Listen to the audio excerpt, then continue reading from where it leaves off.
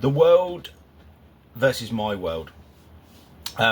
This video might be a bit longer than the ones I've done recently, and I'm talking about it because it's a discussion or even a debate that me and my friends have had recently.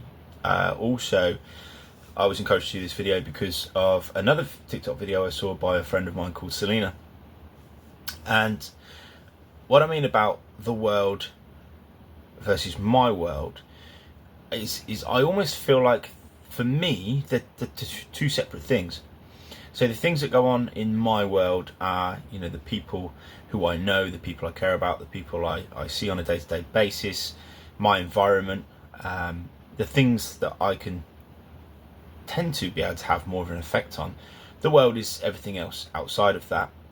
And I tend to focus more on my world than I do the world.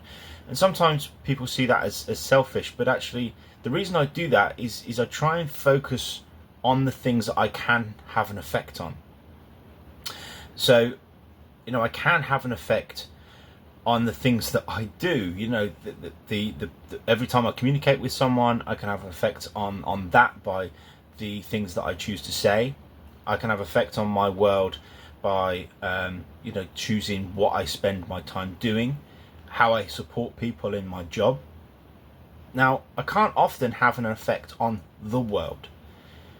Now, I do sometimes. Every time I recycle, for example, I'm doing that for the world, not my world.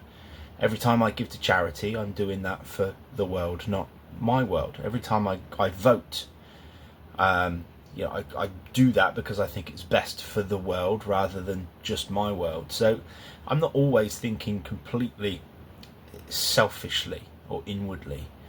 However, I do think that actually it's better for me to spend most of my time focusing on the things that I can have an effect on than the things that I can't. Now, you may have picked up on this, but actually this conversation was kind of sparked up due to the American election. Now, I had no effect on that whatsoever. I couldn't vote for that.